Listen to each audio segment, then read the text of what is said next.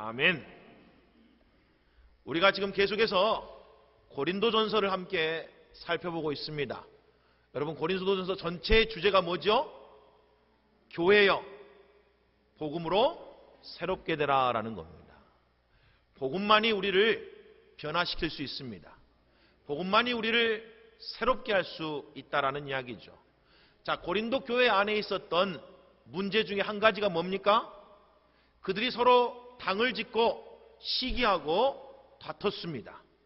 그리고 사도 바울은 그와 같은 일이 일어난 근본적인 원인이 자랑과 교만 때문이다라고 말합니다.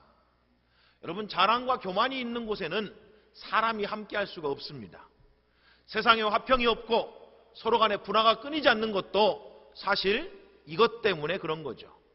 그래서 사도 바울은 오늘 본문 7절에서 어찌하여 자랑하느냐라고 책망합니다. 그리고 본문 6절에서는 뭐라고 말해요? 서로 대적하여 교만한 마음을 가지지 말라라고 그렇게 강하게 권면한다, 이런 이야기예요. 모든 시기와 다툼, 불화들이 어디서 온다고요?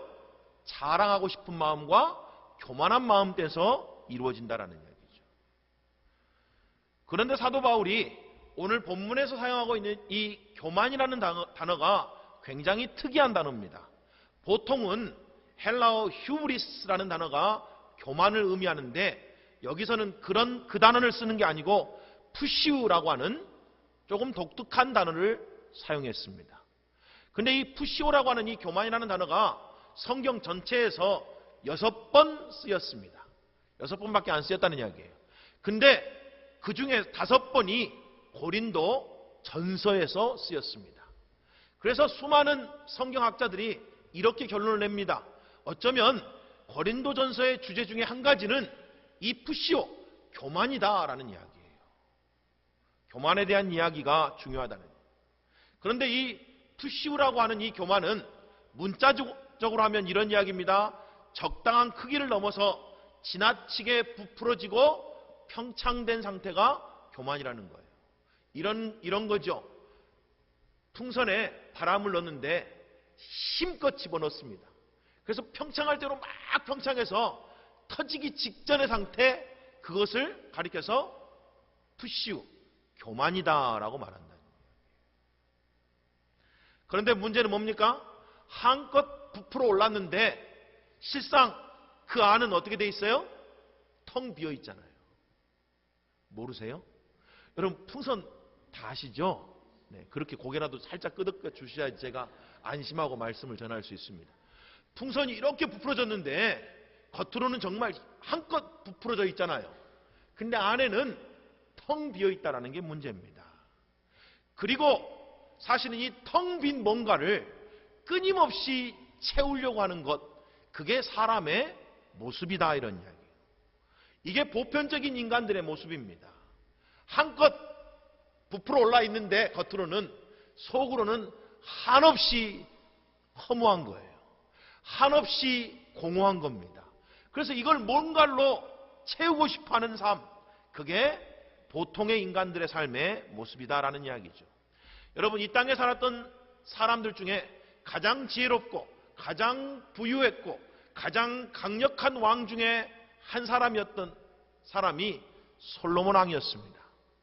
그가 전도서 2장 10절과 11절에서 이렇게 고백합니다. 무엇이든지 내 눈이 원하는 것을 내가 금하지 아니하며 무엇이든지 내 마음이 즐거워하는 것을 내가 막지 아니하였다.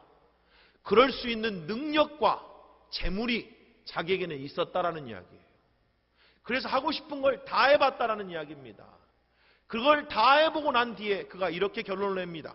그 후에 다 해보고 난 뒤에 내가 생각을 해본 즉 내 손으로 한 모든 일과 내가 수고한 모든 것이 다 헛되어 바람을 잡는 것이며 해 아래 무익한 것이었다라고 말해요. 해보고 싶은 거 다 해봤대요. 사업도 하고 싶은 대로 다 해봤다는 거예요. 여자들도 가지고 싶은 대로 다 가져봤다는 거예요. 쾌락도 만족도 자기가 누리고 싶은 거 다 해봤다는 거예요. 그런데 마음이 뭐하대요? 헛되고 헛되다는, 공허했다는 이야기입니다. 최근에 뉴스 중에 재벌 3세들의 마약 스캔들 여러분 다 아시죠? 유명한 재벌 3세들이 마약을 해가지고 발칵 뒤집어진 사건이 일어났습니다. 여러분, 재벌 3세들은 우리나라의 상위 1%, 아니 0.1%에 해당되는 그런 사람들입니다. 대체 그들이 뭐가 부족하겠어요, 여러분? 우리는 그 정도만 돼도 만족할 것 같잖아요. 아니, 그 정도만 돼도 우리는 기쁠 것 같잖아요. 그들이 누리고 있는 것 우리가 10분의 1만 누려도 문제가 다 해결될 것 같잖아요. 근데 그들은 가질 것 다 가졌습니다. 누리고 싶은 것 마음껏 누릴 수 있었어요. 근데도 마음이 공허했나 봅니다. 뭔가 채우고 싶었대요. 아마 해보고 싶은 거 다 해봤을 거예요. 근데 안 되니까 결국 뭐에 손을 따는 거예요? 마약에 손을 따는 이야기예요. 그 공허한 마음을 마약으로라도 채우고 싶었다는 이야기입니다. 그런데 이 마약이 잠깐 그들에게 기쁨과 쾌락과 만족을 가져다 줄지 모르지만 정신을 차리고 나면 어떻게 돼요? 더 깊은 절망, 더 깊은 좌절, 더 깊은 공허감에 몸부림쳤을 거라는 이야기예요. 그래서 뉴스에 보니까 그들이 더 세고 더 강력한 마약을 찾았다 그러지 않습니까? 안 된다는 거예요. 조금 만족하다 안 되는 거예요, 마음이. 팝의 여왕이라고 불리는 마돈나 여러분 아십니까? 제가 고등학교 때 마돈나 난리 났었습니다. 80년대. 마돈나 하면 모르는 사람이 없었죠. 아마 마돈나라고 하는 미국의 가수를 여러분이 다 알고 계실 겁니다. 그녀가 보그라고 하는 유명한 잡지에서 인터뷰를 합니다. 그 인터뷰에서 자신의 삶을 그녀가 이렇게 고백합니다. 여러분 잘 한번 들어보십시오. 제 삶의 동력은 평범에 대한 두려움으로부터 왔습니다.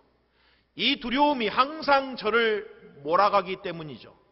주문을 걸듯이 이 두려움으로 제 자신을 들볶으면 이내 특별한 인간으로 드러나곤 했습니다. 하지만 금방 다른 무엇을 하지 않으면 다시 평범하고 시시한 사람으로 느껴졌지요. 이미 유명한 사람이 되었지만 여전히 제가 특별한 사람이라는 것을 증명하고 확인해야 했습니다. 그래야 직성이 풀렸습니다. 이런 제 몸부림은 지금도 계속되고 있습니다. 아니, 끝이 없을 거예요. 이렇게 인터뷰했답니다. 너무 삶이 절망적이잖아요. 무슨 이야기예요? 자기가 끊임없이 특별한 사람이 되려고, 아니 이미 유명인이지만 전 세계 모든 사람이 알아주는 사람임에도 불구하고 여전히 특별한 사람이 돼야 된다고 하는 끊임없는 그 욕구가 자기를 몰아갔다라는 이야기예요. 그리고 뭔가 특별한 걸 하지 않고 특별한 사람이 됐다고 하는 그 만족이 없으면 공허하고 허무했다, 평범하고 시시한 사람이 된 것 같아서 미칠 것 같았다라는 그런 이야기입니다. 여러분, 모든 사람들에게 사실은 이 공허감이 있습니다. 이 공허감을 뭔가로 채워야 된다는 이야기예요. 고린도 교회 성도들은 바울과 아볼로와 게바라고 하는 위대한 탁월한 지도자들과의 특별한 관계를 맺고 있다라고 하는 이것이 자랑거리였습니다. 그리고 그 자랑으로 자기들을 내세웠다는 이야기예요. 자신이 다른 사람보다 더 낫다는 것을 부지런히 주장하기 위해서 이 관계를 이용해 먹었습니다. 그래서 내가 너희들보다 나아, 이런 거예요. 실상은 자기 자랑이 아닌데도, 그렇죠? 놀랍잖아요? 근데 이런 모습이 고린도 교회 성도들만 있을까요? 천만에요. 우리에게도 있습니다. 실상은 내게 아닌데, 야, 우리 사촌이 누군지 아냐? 야, 우리 가족 중에 야, 판사 있어요. 자기가 판사는 아니잖아요. 그렇죠? 근데 그게 자랑거리인 거예요. 내 자식이 어떻게 된지 아냐? 그게 자랑거리라는 거예요. 끊임없이 그 공허한 것을 뭔가로 채우고 싶은 거예요.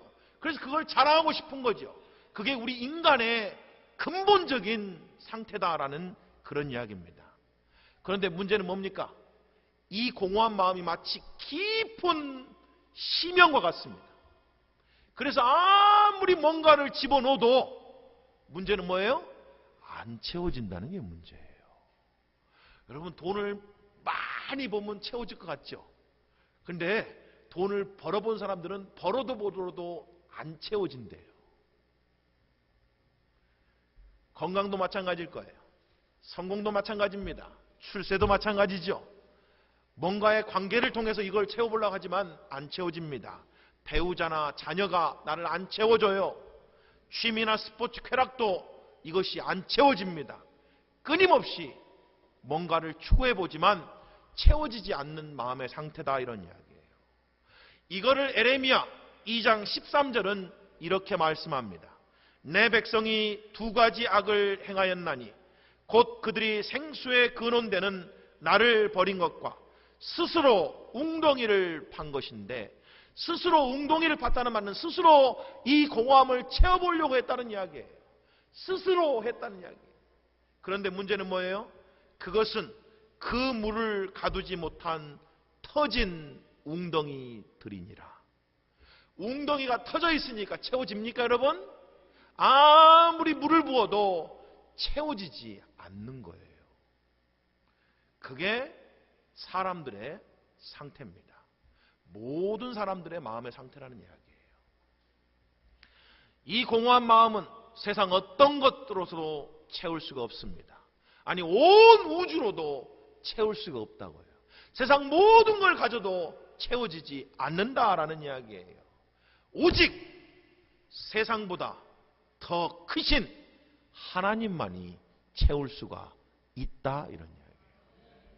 세상 어떤 것으로도 채워지지 않는데 세상보다 더 크시고 더 광대하시고 더 위대하신 하나님만이 우리의 마음을 채울 수 있다는 이야기예요. 사도 바울은 복음으로 말미암아 자기의 삶이 변화됐습니다. 그리고 이렇게 복음으로 변화된 자기의 삶을 고린도 성도들이 알기를 간절히 원했어요. 내가 복음 때문에 이렇게 변화됐어. 너희들도 나처럼 이렇게 변화되기를 원해라고 그렇게 이야기를 합니다. 여러분, 과거에요, 사도 바울도 정말 공허한 사람이었어요. 그래서 그 공허함을 사도 바울이 사람들의 인정과 칭찬으로 채우기를 원했습니다. 그래서 그는 누구보다도 더 열심히 살았어요. 우리가 다 알고 있는 것처럼 그는 교회를 핍박하고 박해하고 진멸하는 데 앞장섰고 수많은 그리스도인들을 죽음에 내어줬습니다. 열심히 특심했어요. 세상 말로 말하면 미친 듯이 살았습니다. 왜요? 사람들의 인정과 칭찬을 받고 싶었거든요. 아니, 그래서 그가 어느 정도 지위도 얻었습니다. 젊은 나이에 그가 관원이 됐어요. 지위를 얻었어요.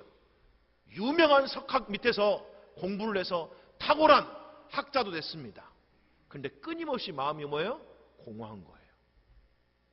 그래서 자기 생각에는 그리스도인들을 핍박하고 박해하고 진멸하는 것이 하나님께 잘하는 일이라고 생각해서 그 일에 더욱 열심을 냈다는 이야기예요. 그런데 그가 복음을 만나게 됩니다. 그리고는 변화됐어요. 그가 복음 안에서 참된 자유를 발견하고 나서는 이젠 더 이상 헛된 자랑을 구하지 않습니다. 헛된 교만을 가운데 우쭐한 삶이 아니라 참된 겸손 가운데 기쁨과 감사와 은혜 가운데 산다는 이야기예요. 나와 같은 삶을 당신들도 살길 원해. 그게 바로 오늘 본문 4장 1절부터 7절까지의 내용입니다. 나는 이랬어, 이제. 나는 이렇게 변했어. 그러니 여러분도 나처럼 이런 삶을 살기를 원합니다. 라는 게 고린도서 4장 1절부터 7절까지의 말씀이라고요. 자, 오늘 본문 1절에서 사도 바울이 이렇게 말합니다. 사람이 마땅히 우리를 그리스도의 일꾼이요 하나님의 비밀을 맡은 자로 여길지어다 라고 말해요.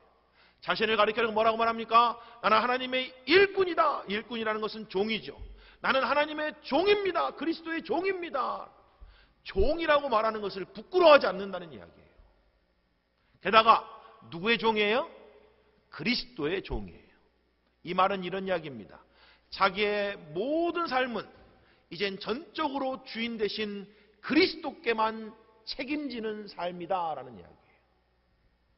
여러분, 종은요 다른 사람 보고 사는 게 아니잖아요. 종은 오직 주인하고 관계해서 사는 겁니다. 그게 종이라는 말의 의미인 거죠. 나는 오직 이제 그리스도께만 책임지는 삶을 삽니다.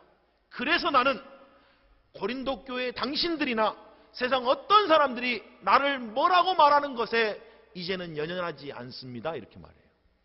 그게 본문 3절입니다. 볼까요? 너희에게나 다른 사람에게나 판단받는 것이 내게는 매우 작은 일이라. 나도 나를 판단하지 아니하노라. 여기서 판단이라는 말은 평판, 지지나 인정을 의미합니다. 이것이야말로 마돈나가 끊임없이 추구했던 삶입니다. 그토록 얻고 싶었던 거죠. 아니 어쩌면 많은 사람이 그토록 얻고 싶은 거 아니에요. 부모의 인정을 얻고 싶어서 미친 듯이 살아갑니다. 배우자의 인정을 얻고 싶어서 가끔씩 착한 일도 하잖아요. 그렇죠? 인정 얻고 싶은 거예요. 내가 했다 이거죠. 내가 설거지했지? 이거 인정 받고 싶잖아요. 죄송합니다. 아닌가 보다. 저는 그래요. 저는 그렇습니다. 그래서 한다고요. 그거 하나 인정해보고. 그래서 들어오면 그러잖아요. 뭐 바뀐 거 없어? 물어보잖아요. 인정과 지지를 받고 싶다 이거예요. 그게 우리가 하는 동기라는 거예요. 동기. 수많은 사람들의 동기가 그거라는 이야기입니다. 그런데 사도 바울이 뭐라고 말합니까? 나는 이제 더 이상 고린도 교회 당신들이 나를 어떻게 생각하는지에 대해서 연연하지 않을 겁니다. 관심 없습니다. 이런 이야기예요. 심지어 다른 사람이 나를 뭐라고 생각하는지도 나는 이제 더 이상 연연하지 않습니다. 관심 없습니다. 이렇게 말해요. 아니 사도 바울이 왜 이렇게 말할 수 있었을까요? 그것은요, 사도 바울이 복음 안에서 이젠 더 이상 자기의 정체성이 다른 사람에게 있지 않다는 것을 깨달았기 때문에 그래요. 이해가 되십니까, 여러분? 여러분, 우리의 진정한 정체성은 다른 사람들의 평가, 고린도 교회 성도들의 평가에 달려있지 않다라는 이야기예요, 여러분. 그래서 더 이상 다른 사람들의 인정이나 지지나 평가에 휘둘리는 삶을 살지 않겠다. 아니 비판과 정죄에 휘둘리는 삶을 살지 않겠다 이런 이야기예요. 당신들이 나를 칭찬한 듯 당신이 나를 비판하고 정죄한 듯 내 정체성은 변함이 없다 이런 이야기예요. 자, 보통 세상은 이렇게 말해요. 야, 사람들이 너에게 뭐라고 하든지 너무 신경 쓰지 마. 사람이 너한테 뭘 하는 게 그렇게 뭐 중요하냐? 네가 니를 생각하는 게 제일 중요하지. 이게 보통 세상이 내놓는 해답입니다. 사람이 뭐라고 말하고 뭐를 평가하든 그냥 귀 닫어. 그리고 네 스스로 네 자신을 또 특별한 사람이라고 그렇게 막 마음 먹어. 그래가지고 네 스스로 정체성, 자존감을 막 키워. 그런 식으로 살아. 이게 세상이 말하는 다른 사람의 평가를 극복하는 비결이라는 거예요. 근데 오늘 본문에서 사도 바울은 다르게 말합니다. 우리 3절 후반절 이미 읽었습니다마는 사도 바울이 이렇게 말해요. 나도 나를 뭐한대요? 판단하지 아니한다. 놀랍잖아요? 그가 지금 이렇게 말하고 있는 겁니다. 고린도 교회 성도들이나 다른 사람이 나를 평가하는 것도 연연하지 않을 뿐만 아니라 나도 내 자신을 이러쿵저러쿵 판단하지 않아. 아니 심지어 그러면서 본문 4절에서 계속해서 이렇게 말합니다. 내가 자책할 아무것도 깨닫지 못하나 이로 말미암아 의롭다함을 얻지 못하노라. 다만 나를 심판하실 이는 주시니라 라고 말합니다. 이게 지금 보니까 놀라운 이야기로 내가 자책할 아무것도 깨닫지 못한다 이 말은 내가 양심적으로 꺼리끼는 게 없다 이런 이야기죠. 근데 내가 양심적으로 꺼리끼림이 없다 해서 그게 곧 죄가 없다라는 의미는 아니다 이런 이야기예요. 여러분 기억하십시오. 아무리 내가 내 스스로 나를 옳다 인정한다 해도 그것이 잘못된 길을 가고 있지 않다라는 말의 의미는 아닙니다. 우리가 지난주에 아돌트 아히만이라고 히틀러 밑에서 정말 잔인하게 죽음의 수용소에서 수많은 유대인들을 죽였던 사람에 대한 이야기를 잠깐 봤잖아요. 근데 이 히틀러 밑에서 수많은 악행을 저질렀던 이 나치 대원들이 재판장에 나와서 뭐라고 말하는지 아세요? 우리는 양심에 거리낀 게 없습니다. 우리는 국가를 위해서 일했을 뿐입니다. 이렇게 말했다는 거예요. 자기들은 국가를 위해서 했던 거지 양심에 거리낀 게 없대요. 국가가 그렇게 명령했기 때문에 따랐을 뿐이지 우리는 잘못한 게 없어요. 이렇게 말했다는 거잖아요. 자, 그렇다고 죄가 없는 거예요? 아니죠. 그 이야기입니다. 내 스스로 양심에 거리낄 게 없지만 그것으로 내가 의롭다함을 얻는 건 아니다, 이런 이야기예요. 내 스스로 아무리 내가 내 삶을 나 깨끗하게 살았어요. 아니 나처럼 사는 사람이 어디 있어요? 아니 나처럼 법 없이 사는 사람이 어디 있습니까? 나처럼 착하게 사는 사람이 없습니까? 아니 나는 나는 정말 축복받아야 되고 복받아야 되고 나는 정말 천국이 있다면 천국 가야 되는, 아니 내가 가야지 누가 갑니까? 아무리 이렇게 자기 스스로 자기를 옳다 해도 그 자체가 죄가 없는 건 아니다, 이런 이야기예요. 사실 사도 바울은 죽기 전에 쓴 마지막 편지 중에 하나가 디모데전서인데 그 디모데전서 1장 15절에서 자기를 이렇게 평가합니다. 밑보다 모든 사람이 받을 만한 이 말이여, 그리스도 예수께서 죄인을 구원하시려고 세상에 임하셨다 하였도다. 죄인 중에 내가 괴순이라. 죽기 전에 그가 자기를 뭐라고 평가해요? 내가 죄인 중에 괴수입니다. 이 말을 여러분 잘 기억하십시오. 이 말이 이런 이야기가 아니에요. 나는 죄인 중에 괴수였습니다, 이 말이 아니잖아요. 나는 죄인 중에 괴수입니다, 이 말이에요. 나는 전에도 그렇고 지금도 그렇고 여전히 나는 죄인 중에 죄인입니다, 이렇게 말하고 있는 거라고요. 놀랍잖아요, 여러분? 아니 그가 뭘 했는데 자기 스스로를 죄인 중에 죄인이라 그럴까요? 아니 전에 막 교회를 핍박했을 때는 이해가 돼요. 막 사람들을 죽음에 막 넘겨주고 그럴 때는 이해가 돼요. 교회를 핍박하고 막 잔멸하려고 하고 막 박해하고 이럴 때는 나쁜 짓 많이 했으니까 죄인 중에 괴수라고 고백하는 게 이해가 되지만, 아니 예수 믿고 그동안 그가 얼마나 경건하고 선하게 살았습니까? 근데도 그가 죽기 전에 자기를 뭐라고 말한다고요? 나는 죄인 중에 괴수입니다, 죄인 중에 우두머리입니다, 이렇게 고백한다고요. 여러분 사도 바울이 어떤 인물인지 아십니까? 인류 역사상 가장 위대한 영향을 끼친 지도자 중에 한 사람으로 여겨지는 사람입니다. 그는 불굴의 용기와 엄청난 확신을 가지고 사명을 이루기 위해 자기의 생명조차도 돌보지 않았던 사람이었어요. 그런데 그런 사람이 자기 스스로를 가리켜서 뭐라고 평가한다고요? 나는 죄인 중에 죄인입니다, 이렇게 말한다고요. 놀랄만한 이야기 아니에요? 여러분, 그는 담대한 삶을 살았지만 동시에 자기의 연약함을 누구보다도 솔직하게 인정할 줄 알았다, 이런 이야기예요. 나는 죄인 중에 죄수기 때문에 지금도 변함없이 하나님의 은혜 아니면 살 수가 없는 사람이에요, 이런 말이잖아요. 이게 그리스도인의 삶입니다, 여러분. 죄가 없다고 빡빡 우기는 게 아니고 너희들이 스스로 죄 없다 하면 하나님을 거짓말장이로 만드는 것이다 라고 요한 1서가 분명하게 이야기하고 있잖아요. 사도 바울은 죽기 직전까지 나는 죄인 중에 괴수입니다, 우두머리입니다, 그래서 나는 지금도 하나님의 은혜 아니면 설 수가 없습니다, 이렇게 말했다는 이야기예요. 이게 신앙생활입니다, 여러분. 어떻게 대체 이런 게 가능했을까요? 복음 안에서 발견한 참된 자유라는 책이 있는데 그 책에서 팀 켈러 목사님이 바울에 대해서 이렇게 말합니다. 바울은 누구보다도 자기 죄의 정체를 잘 아는 사람이었지만 죄와 자기의 정체성을 연결짓지 않았습니다. 그의 죄와 그의 정체성은 전혀 상관이 없었습니다. 그는 이 둘을 연결하기를 거절합니다. 자기 죄를 누구보다도 잘 알고 있었지만 그렇다고 그 죄 때문에 자기의 정체성을 손상시키지 않습니다. 자기의 업적과 관련해서도 마찬가지입니다. 자기를 통해 이루어진 크고 대단한 일들이 있었지만 그것으로 자기를 규정하거나 우쭐해하지 않았습니다. 여러분, 우리의 우리됨은요, 나의 죄에 있는 게 아니라는 이야기예요. 여러분, 우리의 우리됨은 내가 얻은 업적 성취에 달린 게 아니라는 이야기예요.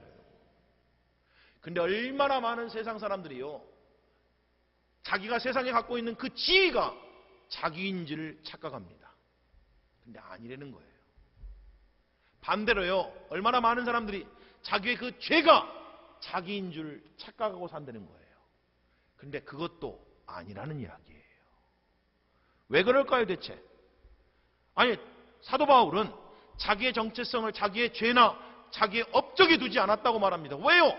그게 오늘 본문 4절 후반부에 나오는 이야기 때문에 그렇습니다. 다만 나를 심판하실 이는 주시니라. 무슨 이야기예요, 여러분? 자, 오늘 본문에 보면 판단, 심판, 의롭다. 의롭다는 말이 죄 없다는 말이잖아요. 판단, 심판, 의롭다, 이런 모든 이야기는 다 어디서 하는 이야기냐면 재판장에서 하는 이야기입니다. 재판할 때 쓰는 단어들이라 이런 이야기예요. 판단이라는 말은 최종적인 평결입니다. 꽝꽝꽝 하고 평결 내리는 것을 여기서는 판단이라고 말한다는 이야기예요. 그런데 이 판단을 누가 내린다는 거예요? 오늘 본문에 보니까 주변 사람들이 우리에게 판단을 내린다는 거예요. 너는 틀렸어야. 야, 닌 잘한다. 니 대단해. 주변 사람들이 우리를 옳다, 틀렸다라고 판단해 준다는 이야기예요. 그리고 어떤 사람들은 그 주변 사람들의 이 평가에, 이 평결에 좌지우지되는 삶을 산다, 이런 이야기죠. 그래서 다른 사람들이 막 인정해주고 막 잘했다고 막 해주면 마음이 우쭐해지고 어깨에 힘이 들어가서 구름 위를 날뜨같이 그렇게 살다가 어느 순간 누군가가 작은 비난이나 책망이나 꾸지람을 하면 그 순간 그냥 땅에 꺼지듯이 그냥 우울해지는 거. 그게 다른 사람의 평가에 좌지되는, 우지되는 삶이다, 이런 이야기예요. 그렇게 사는 사람들이 있을까요? 있죠, 당연히. 생각 이상으로 얼마나 많은지 아십니까, 여러분? 자, 그런데 세상은 뭐라고 말해요? 그러니까 다른 사람 평가에 너무 신경 쓰지 마. 그리고 네가 네 스스로를 평가하는 게 제일 중요해. 그래서 어떤 사람은 악으로 깡으로, 그래 맞아, 다른 사람 평가하는 거 귀 닫자. 그리고 내가 내 스스로를 옳다 하면 되지 하고는 어떻게 해요? 정직한 평가도 귀를 닫아버려요. 자기 혼자만 옳다고 막 외골수같이 사는 사람도 있어요. 그런데 그런 사람이라고 행복할까요, 여러분? 천만에요. 자기 기준대로 산다 그래서 행복한 게 아니에요. 왜요? 우리 기준에 항상 우리가 못 미치기 때문에 그래요. 우리는 이런 정도의 삶을 살고 싶어요. 이렇게 행동하고 싶어요. 근데 안 되잖아요. 그러니 늘 좌절해요. 자, 그렇다고 기준을 한없이 낮추면 행복할까요? 천만에요. 기준을, 내 스스로의 기준을 한없이 낮추면 내 자신이 초라해져요. 초라해진다. 아니, 이래나 저래나 내 기준대로 산다 그래서 절대 행복한 게 아니라는 이야기예요. 내 기준이 들쑥날쑥하기 때문에 그걸로 진정한 만족이 안 된다는 이야기예요.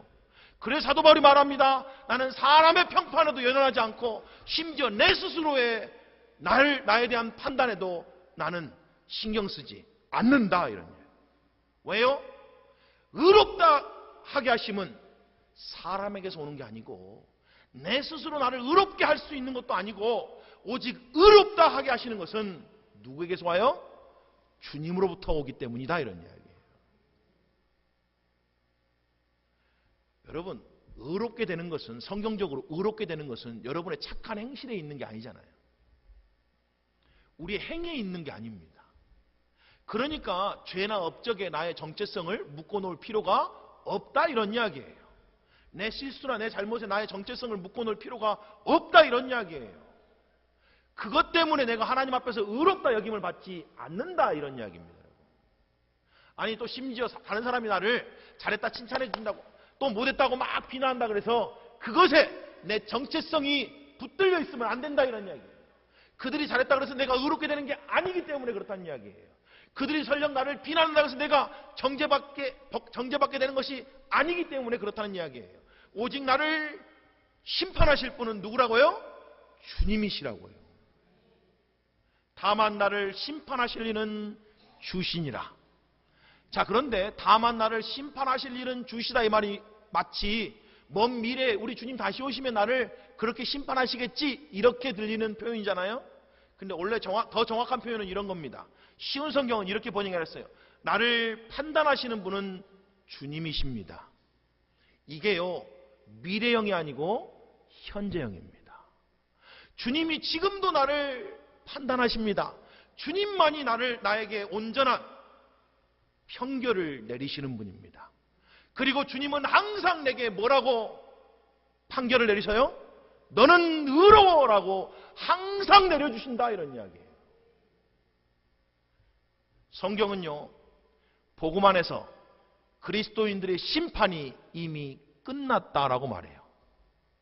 예수 그리스도께서 우리 죄를 대신 짊어지시고 우리를 대신하여 십자가에 죽으심으로 우리의 모든 죄값이 지불되었습니다. 끝났다고 해요. 게다가 그가 사망 권세를 이기시고 부활 승천하심으로 말미암아 우리에게 새 생명을 주셨어요. 새 생명을 얻었다는 것이 이미 심판이 지나갔다라는 걸 의미하는 거예요. 더 이상 심판이 없다, 이런 이야기예요. 그래서 로마서 8장 1절은 이렇게 말합니다. 그러므로 이제 그리스도 예수 안에 있는 자에게는 결코 정죄함이 없나니. 아멘. 심판이 끝냈다는 거예요. 끝났어. 심판 끝냈다니까요. 더 이상 우리가 이 재판장에 끌려올 이유가 없다, 이런 이야기예요. 아울러서 여러분, 우리가 예수님을 나의 구원자와 주님으로 영접할 때, 믿고 고백하는 그 순간 하나님이 예수 그리스도 안에서 우리를 이렇게 봐주십니다. 너는 내 사랑하는 자요, 내가 기뻐하는 자다라고 말합니다. 다시 한번 말씀드립니다. 의롭다함이 우리의 행위에 달려있지 않고 오직 예수 그리스도를 믿는 믿음에 달려있어요. 자, 갈라디아서 2장 16절 그 말씀 한번 우리 다 같이 한번 읽어볼까요? 이 말씀이 정말 중요한 말씀입니다.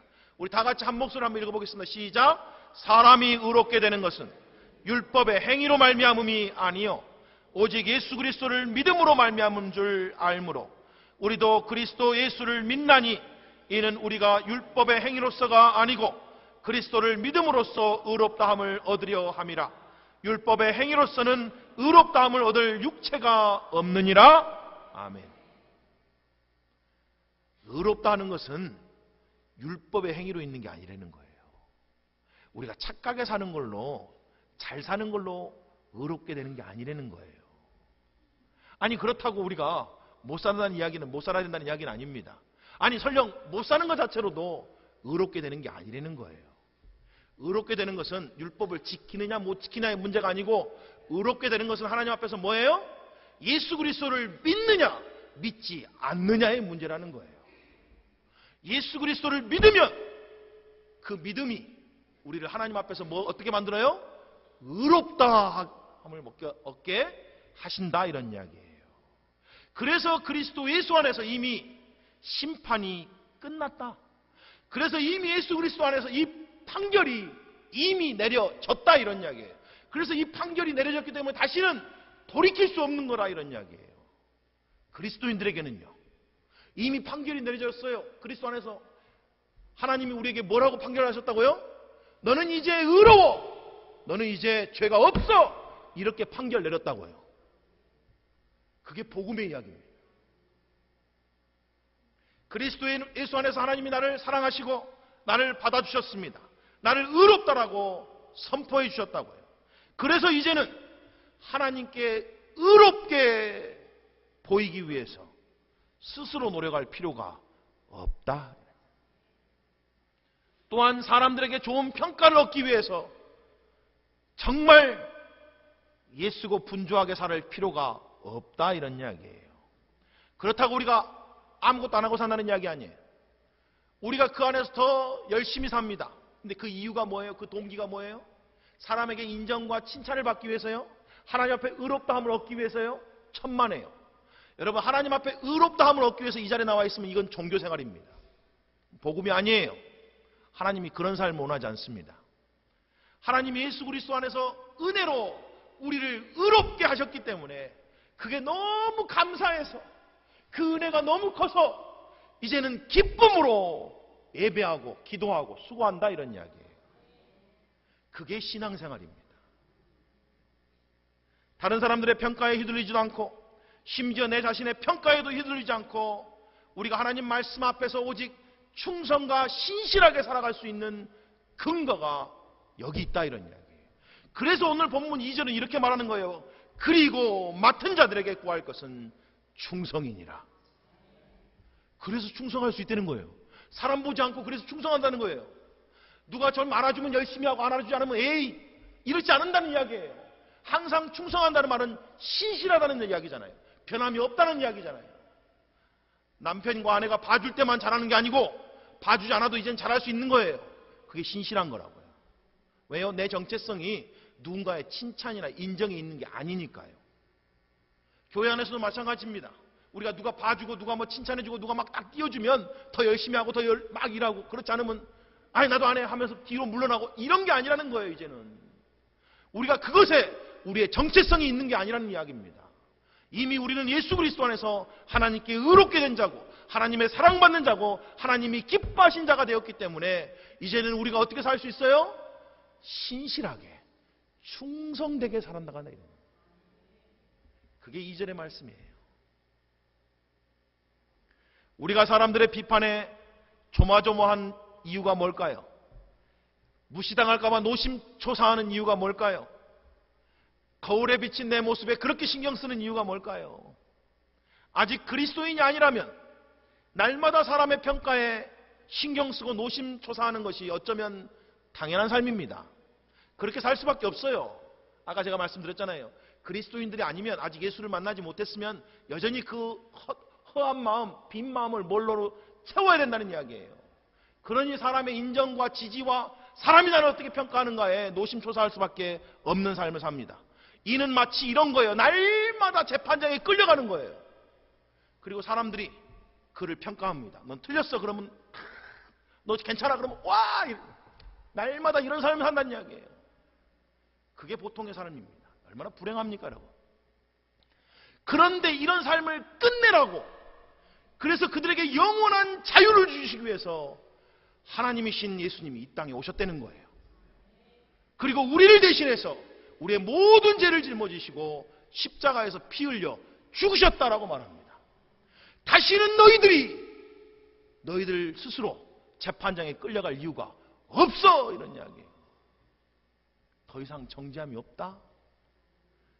그러므로 사랑하는 여러분, 아직도 예수님을 만나지 못했다면 오늘 예수님을 믿고 진정한 자유를 누리는 삶을 사시기를 주님의 이름으로 축복합니다. 사랑하는 그리스도 여러분 그리스도인이 됐음에도 불구하고 복음을 믿지 않는 사람들과 똑같이 마음이 공허해서 그 공허한 마음을 헛된 자랑으로 채우려고 하고, 그래서 그것 때문에 시기하고 질투하고 다투는 삶을 산다면 여러분, 우리 마음에요 그리스도가 함께 하신다는 것이 무슨 의미인지를 깊이 묵상해야 됩니다. 온 우주보다 크신 예수가 우리 안에 함께 계시다 그러잖아요. 전에는 터진 웅덩이였는지 모르지만 지금은 우리 마음이 그것으로 꽉 차 있다라고 말해요. 그 사랑과 그 은혜로 여러분의 마음이 꽉 차 있어야 된다고요. 그래야지만 이 헛된 자랑, 헛된 교만을 물리칠 수 있다, 이런 이야기입니다. 우리는 이미 예수 그리스도 안에서 하나님의 사랑받는 자가 되었고 기뻐하는 자가 됐어요. 재판은 이미 끝났습니다. 사람들의 인정이나 칭찬, 심지어 내 자신의 인정조차도 이제는 더 이상 연연할 필요가 없다, 이런 이야기예요. 그래서 우리가 진정한 자유 가운데 살아간다, 이런 이야기예요. 너무 자유하니까 어떻게 돼요? 겸손할 수 있는 거라고요. 그래서 바울처럼 우리가 이렇게 고백합니다. 나는 그리스도의 종입니다. 나는 그리스도의 종인 것이 조금도 부끄럽지 않습니다. 게다가 나는 죄인 중에 최고로 죄인입니다. 그게 나의 실상입니다. 그래도 나는 부끄럽지 않습니다. 왜냐하면 나는 이미 다 심판이 지나갔기 때문에 그렇습니다. 그래서 나는 참된 겸손 가운데 참된 자유를 누리면서 기쁨으로 주님 나라를 위해서 수고하고 있습니다. 복음이 나를 이렇게 바꿔놨습니다. 여러분도 이 복음을 붙잡으시기를 바랍니다. 이게 바울이 고린도 성도들에게 보낸 편지의 내용이다, 이런 이야기예요. 우리도 바울과 같이 고백하기를 원합니다. 복음 안에서 주어진 이 놀라운 은혜를, 그 사랑을 매일 매 순간 묵상하고 또 묵상함으로 말미암아 진정한 자유와 진정한 겸손 가운데 기쁨으로 살아내시는 여러분 모두가 되시기를 주님의 이름으로 축복합니다. 아멘. 우리 다 같이 함께 일어나셔서 찬송하시겠습니다.